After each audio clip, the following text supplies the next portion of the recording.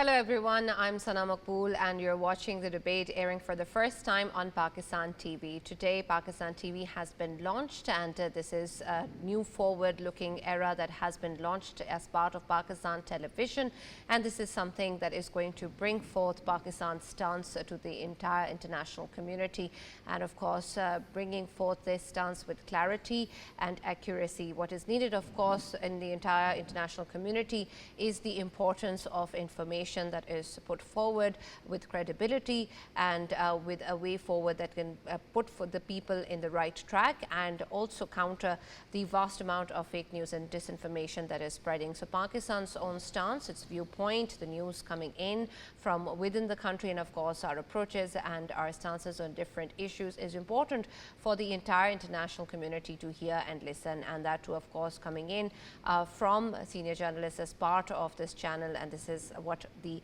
Pakistan TV will be producing, content that is clear and accurate and something that distinguishes what is happening around the world, around different broadcast channels as part of misinformation or disinformation with what is actual real news. So welcome once again to Pakistan TV, and I'd also like to welcome, of course, the in-house analysts as part of the debate, Farooq Badafi and Raja Faisal, to be part of the debate for the first time again on Pakistan TV. Of course, we've been doing that for quite some time now, but love to hear their take on what they feel about this new launch and what this brings to the table and how this will be a great value addition to Pakistan's channels. And Farooq, I'd like to go with you first.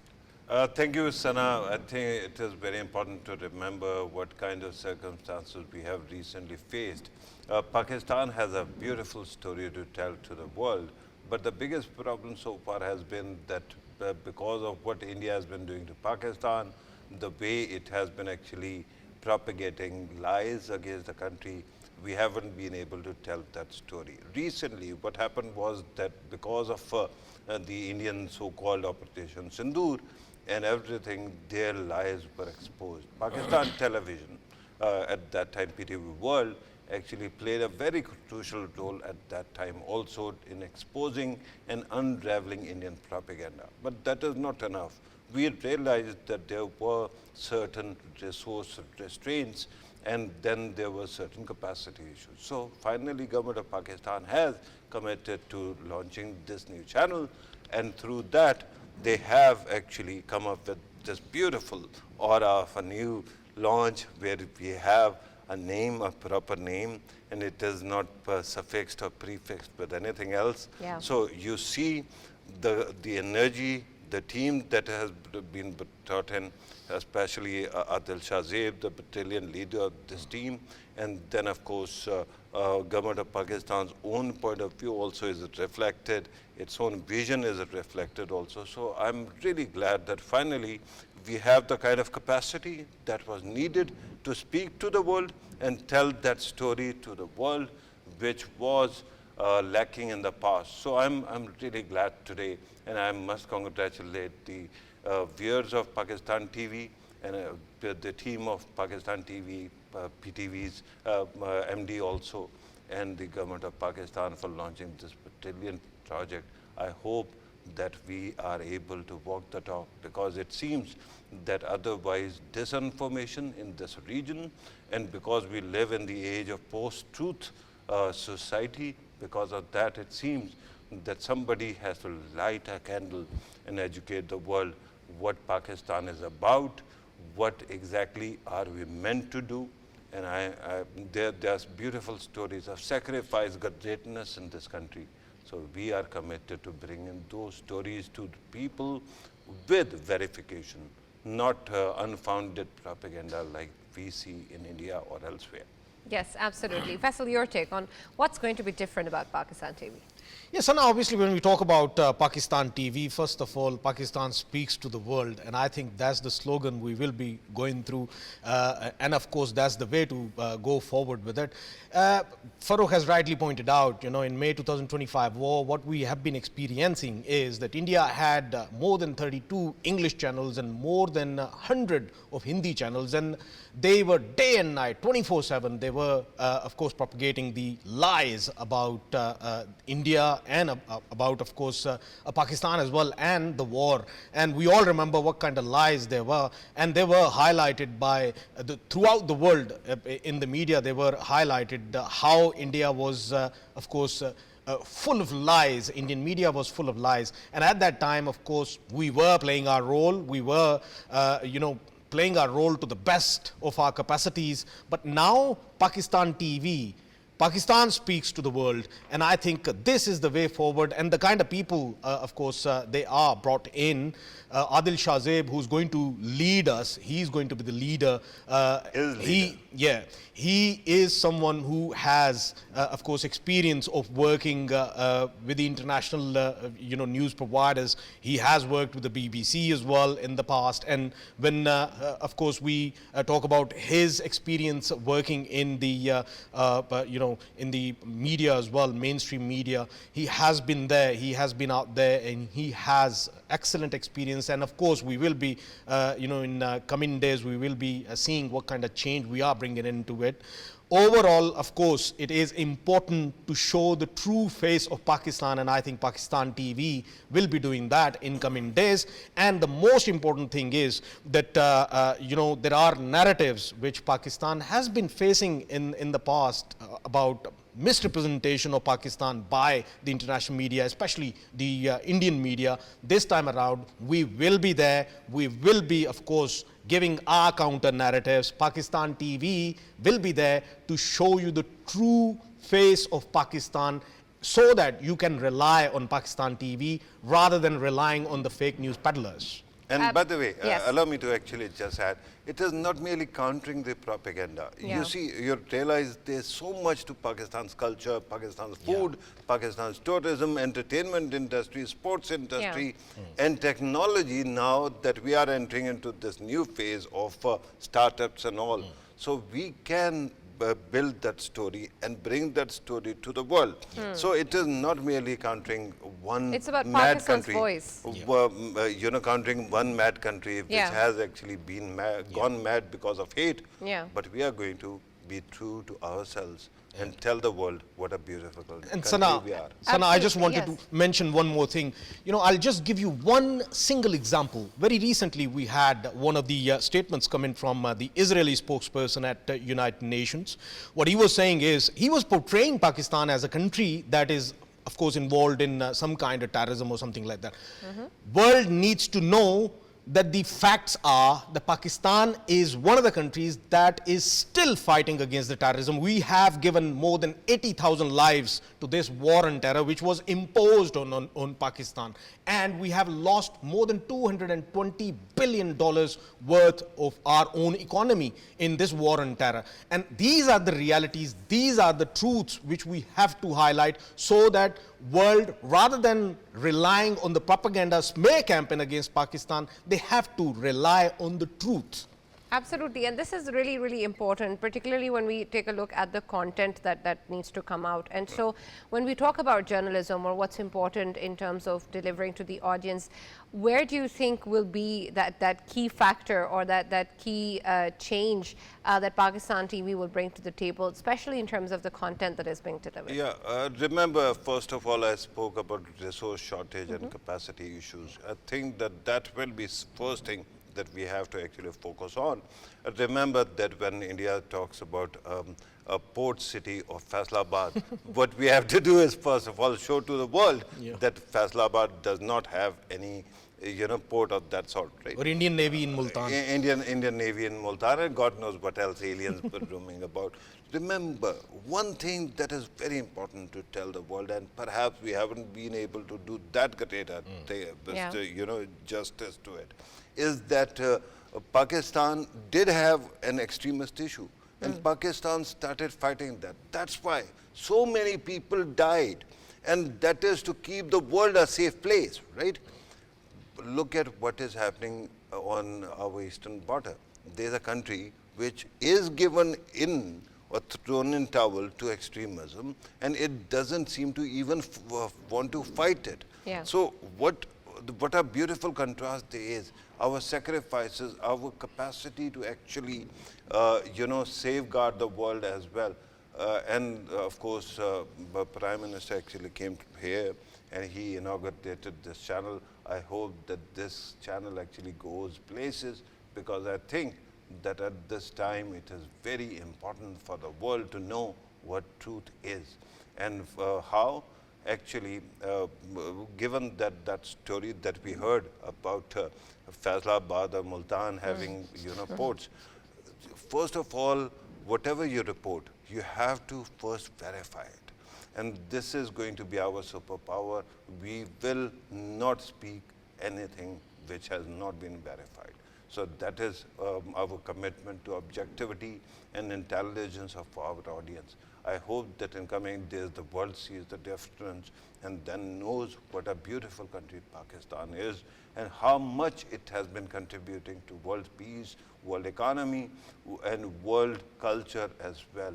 Of course, when you listen to all these propagandists, especially these two TPLACs, Tin Pot Little or big, Asian countries or African countries, Israel and India, you keep on thinking that perhaps Pakistan is this backward, odd place which is totally full of Palestine. That is not true. And we will be showing that to the world, inshallah.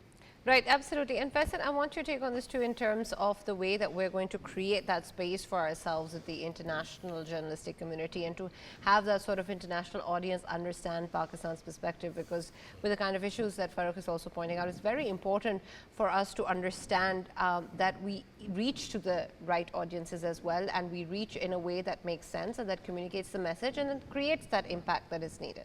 Yes, and obviously when we talk about our voice, it was being heard, but not to that magnitude which is required in the modern, of course, narrative warfare. And that is why it was need of the hour that Pakistan TV is there to, of course, show the right message and to show the face of the pure people, because Pakistan is called land of the pure. And that land of the pure, of course, it has to show it to the whole world. And our diaspora is everywhere, almost in the West, in the Americas, and when we talk about Australia, the Far East, you just name it and our diaspora is there. We have to not only represent Pakistan, but we have to represent the people of Pakistan, regardless of wherever they are. If they are in the Far East, of course, their stories would be, getting space on Pakistan TV. And this would be the ultimate, goal of Pakistan TV, showing the true face of the land of the pure. And that's the way forward. And I think when it comes to, media, Indian media, of course, the whole world has come to terms with it that the Indian media is nothing more than the lies, because they have been, of course, propagating against Pakistan, and now the whole world knows them. The reality of India is known to the whole world. And by the way, yes, I don't think that we particularly harbor any malice towards India. Sure. But when their media actually and their so-called analysts are telling our children that learn to draw new maps of Pakistan, and then they're threatening. So we have to counter something, right? But he was talking about our responsibility to Pakistani people and diaspora. That is not all. We have responsibility to sanity also, because the insanity that comes from the other side. And I think that here comes another very important issue. And let me quote William Blake, his poem, a truth that is told, with bad intent beats all the lies that one can invent, right? So the truth is, if you want to give truth, there has to be a proper context also. Give the context, inform people, don't hide anything, inundate people with as much information as possible, and you will be astounded that any person, and by the way, remember that day when Operation Sindoor was being launched, and I told you, give me Pakistani media for a month, and I will give you total narrative dominance. Despite not having that kind of capacity, we were only one channel, one program, and we delivered total narrative dominance. Why? because the other side had gone totally insane. They were dancing on the television screens, celebrating destruction, so-called destruction of Pakistan. And we were just looking at them, pointing at them and shrugging, right? It was like taking a candy from a baby. So now when we are actually more equipped, just see what we can do. And isn't that the whole point anyway of a true journalist? I just wanted to mention one more thing. There is a saying of Confucius. He said that to know what you know and what you don't is the true knowledge. So over here at Pakistan TV, we will show you the true knowledge, and that would be that this is what we know and this is what you don't know, and we are highlighting it. Overall, if you take the example of other countries who, of course, intentionally run a smear campaign against Pakistan, what they do is they cherry pick things and they show the odd face of. They try to show the odd face of Pakistan. Over here, will actually tell the actual meaning of the true knowledge, and that true knowledge, of course, will be highlighting to throughout the world that there are certain things you don't know. First of all, know them, and then try to decide about Pakistan. And I think that's the way forward. And this is when we talk about the journalism. Of course, this is how I learned journalism. That if you find a story, you simply don't just go through and simply post it through. No, you have to, of course, make sure that you are getting the opposite side's view as well. In this whole context, the story actually gets refined. If there are some ill statements in that story, they get refined with that. So in Pakistan TV, from the screen of Pakistan TV, there will be ultimate truths that would be shown to the world. By the way, Sana, if you haven't noticed, Faisal just handed me a veto power. Yeah. He quoted Confucius, right? So Confucianism also believes in respecting the elderly. And I have grey hair. So, Not all grey hair points towards the elderly. A lot of grey hair. But I just wanted to point out one more thing. Unfortunately, because of this propaganda, remember this country is a country of 250 million people, beautiful people. Just go to them and you are astounded by their humanity. And their projection in international media as if we are xenophobes, we are hate-filled monsters, right? Honestly, my own lived experience, every time we took a foreigner to a villager, his mouth would be open and he would be smiling all the time, right? And offering everything, throwing themselves at them. So we are loving people. I don't care how the world perceives India, or for that matter, he mentioned Israel, so Israel also. My point is that there is humanity. There is a story of sacrifice. There is a, story of integrity, contribution to the world. We have produced Nobel Prize winners. Even Malala Yousafzai, I mean the youngest Nobel Prize winner.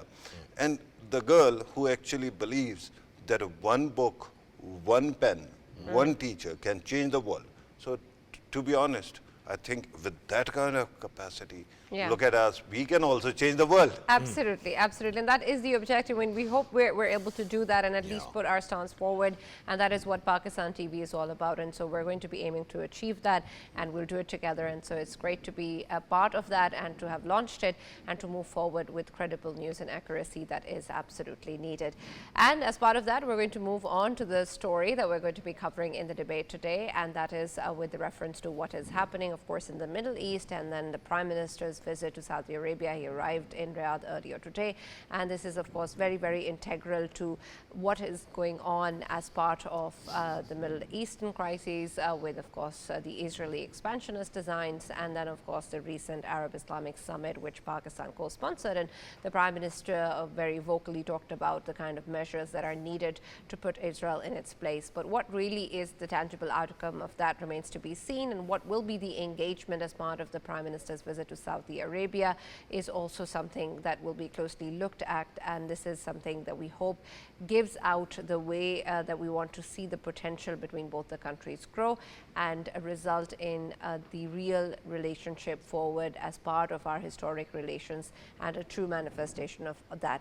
So that's going to be our focus today in terms of what this visit will achieve and how it also puts forth Pakistan's stance as part of what is going on in the Middle East. And Faisal, I'll take your perspective on this first in terms of what we've seen happen recently with Qatar and then of course the recent Doha summit. It's important to understand what is the perspectives or what is the pulse now in these Gulf states, and particularly an important country like Saudi Arabia, and the role that Pakistan can play in this regard. The Prime Minister, of course, has been very, very active. He just flew in from Doha, came to Islamabad just yesterday, and then, of course, flew back in.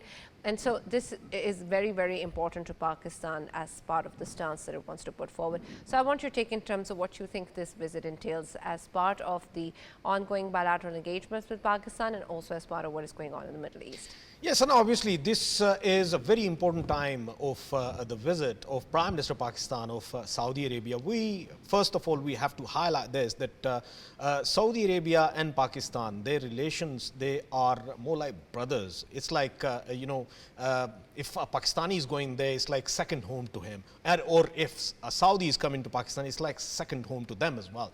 So it's the same country, I would always say. But when it comes to these current circumstances, of course, we can simply say that there is a security challenge which is being posed by a country called Israel, and Israel is hegemonic towards the whole neighborhood.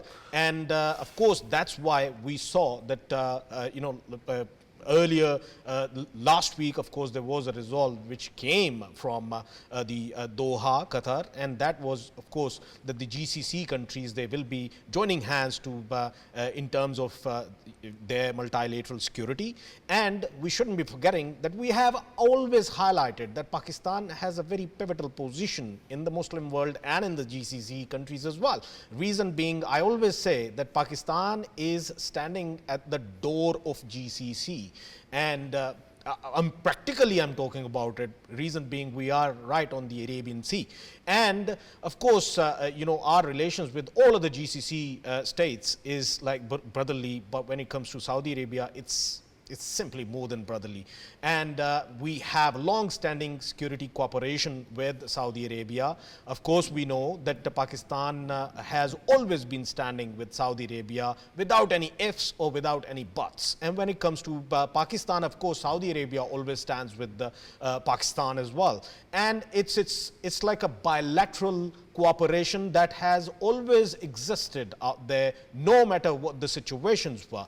Overall, this very visit is extremely important because there is an alarming situation in terms of what US has played in terms, because they have presence, because they have bilateral agreements with all of these GCC countries, but at the same time, Israel is doing whatever it wants, and even US is not stopping it. If US is not stopping it, then of course there are certain avenues these countries, they have to look for as well. And Pakistan has always been out there, especially after May 2025 war. Pakistan has given an indication to the whole world that there is a resolve for every security situation. Especially Pakistan has the leverage in terms of technology inclusion.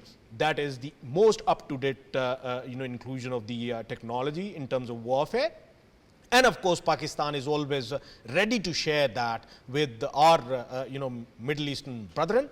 And to me, I think it is going to be very important. And yes, we shouldn't be forgetting that there are already existing bilateral cooperation in terms of economy, in terms of security, in terms of, both of the countries giving each other leverage on the diplomatic channels as well. That is always there. And I think in coming days, we will be seeing it more and more deepening.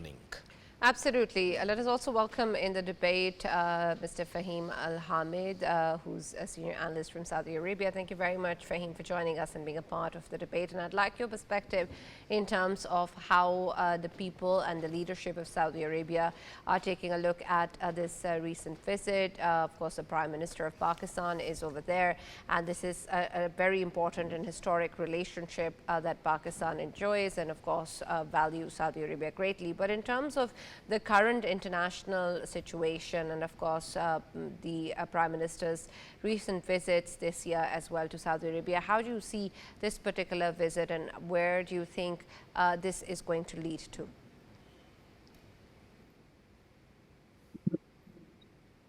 Hello. Fahim, can you hear me? Yes, I can hear you. Let me first of all congratulate the PTV for launching the English version. Thank you very much.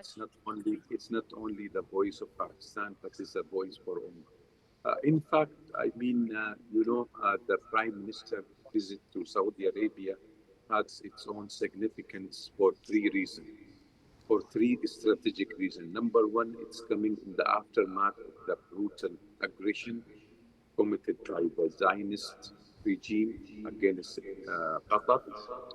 In that summit, the Arab Islamic Summit, the Crown Prince met the Prime Minister. And certainly it's a follow-up for that meeting at this point.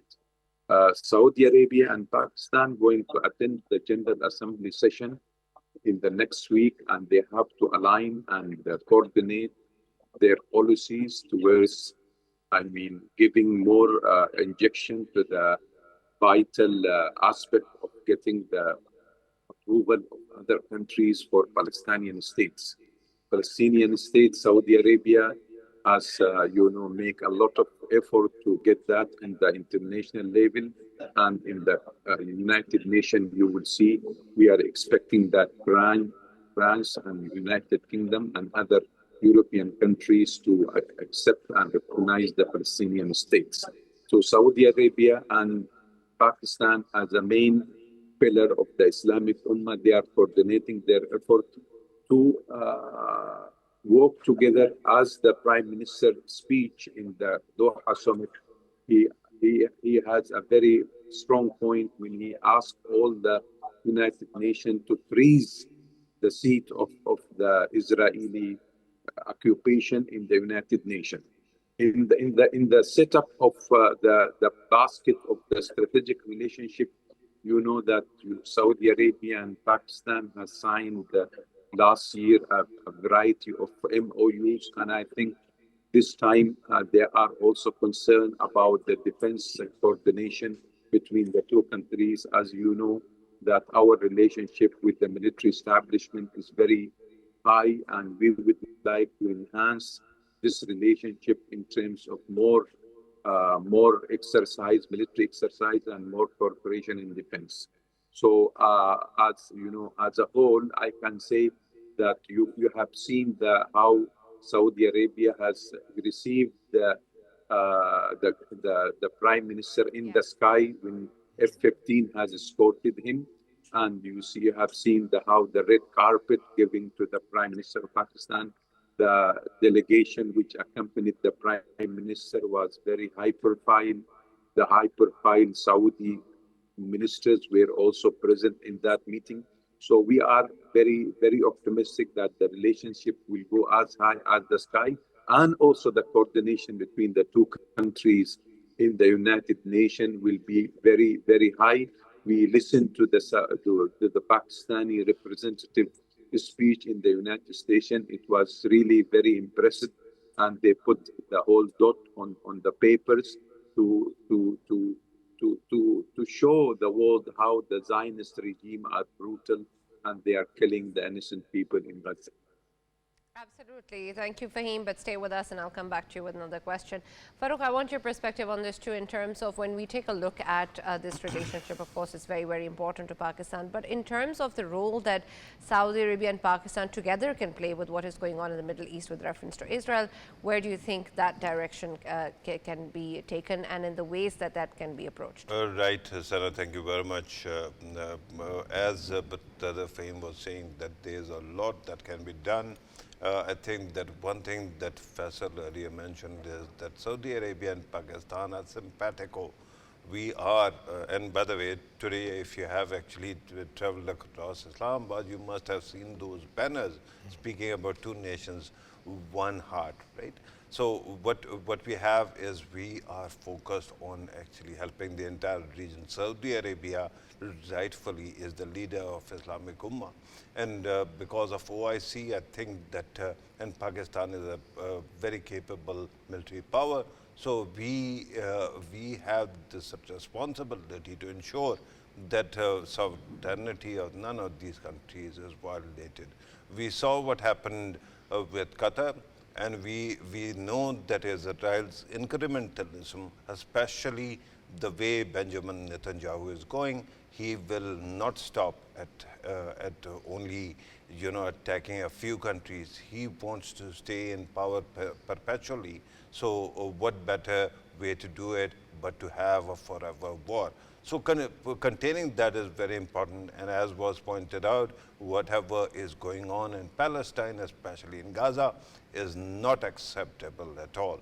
So it is very important that both these countries speak with one voice, and that's why our Prime Minister is in Saudi Arabia. We will be comparing notes, but that is not all. The mandate is not merely regarding, foreign policy or security policy of all these countries or these two countries, but it is also regarding the bilateral relationship between the two countries. We have brotherly countries, both are exploring new avenues of cooperation in economics, also in security. And by the way, if you let me remind everybody, when it comes to Saudi Arabia, Pakistan has this commitment for the territorial integrity of Saudi Arabia that we have repeatedly actually stated. So that also stands there.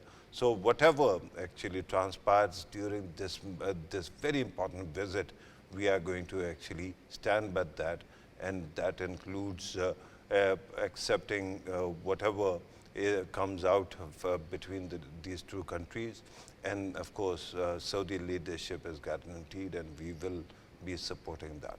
Absolutely. Fahim, I want your take on this too in terms of where do you think Saudi Arabia stands on the issue when we take a look at the recent attack on Doha and, of course, the way that Israel is moving forward in the Middle East and what is happening in Gaza and the genocide that is continuing. While, of course, we know that the condemnation is there, but in terms of real action that can be taken, maybe perhaps through the defense pact that we have heard coming out from the GCC, or in other ways that this can be approached internationally as a united stance with different Muslim countries, where do you think Saudi Arabia stands and what role can it play along with Pakistan?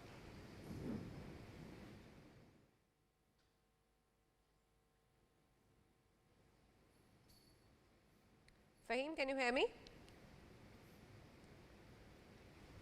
I believe we have lost contact with Mr. Fahim. I'll take your perspective on this, Faisal. In terms of course, where we see this relationship going, it's important to understand what is the current dynamic or stance that Saudi Arabia has on this issue. Your take on that? Yeah, so now obviously when we see, the U.S. presence, I mean, I have been, of course, keenly watching that during this conflict. And of course, before that as well, the kind of leverage Israel is provided with from the Western countries, especially when it comes to U.S. U.S. has been, hand in glove with a country called Israel. And it seems as if whatever Netanyahu wants to do, whatever the designs he's having in the region, he is allowed to do whatever he wants to, and US is not going to stop it at all. And I think Middle Eastern countries, they have realized, and of course they want to have an alternate, and in that context, of course, Pakistan has time and again highlighted and displayed it that there are alternates, and Pakistan knows how to utilize them. Pakistan is pivotal. Pakistan is very important when it comes to its security domain. Reason being, Pakistan's armed forces, they are considered one of the best, as our Air Force is second to none, and that is the way forward. And I guess when it comes to aerial supremacy, Pakistan has very successfully attained in May 2025 war, and it has displays and the whole world is talking about that, and that too against a country like India, having the mightiest of the militaries, and of course their their armory. They are very good at it. I'm not saying that they haven't got good fighter jets or something like that, but of course when it comes to fighting against Pakistan, Pakistan has gobsmacked India, neutralized them completely, and the world has been watching, and especially the Middle Eastern countries, they have been watching it. And when it comes to Pakistan's relations with the Middle Eastern countries, I think they are pivotal, and the Middle Eastern countries, they know that Pakistan can play a defining role in the Middle East as well, and that's why I think it is going to be very, very important for the coming days, not only for the Middle Eastern countries, but of course for Pakistan as well, because whatever the shortcomings of Pakistan are, of course, our brothers in the Middle East, they can always extend a hand, and they have been doing it ever since. And to me, I think it is going to be it is going to work the both ways, because it is bilateral, it is brotherly.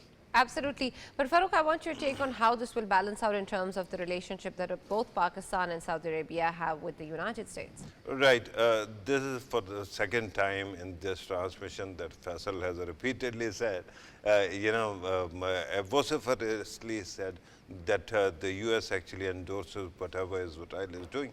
I think situation is more complicated. The U.S. would want Israel to stop. And I think, remember, this President Trump is perhaps, the first one in recent history who has publicly snubbed Israel's leadership when it came to Iran, because he had actually announced a ceasefire and they were violating it or trying to violate it.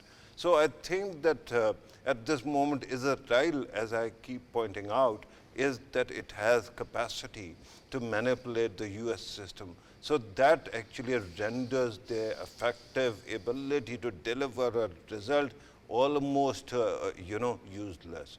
And because of that, of course, they would be encouraging the regional powers, especially the Arab countries, to find a way to ensure that they have their own security. And through deterrence, everything can be done. And that is why this visit is also important, because both countries, Pakistan has a track record, as was pointed out earlier, of delivering first-class, world-class security in the region.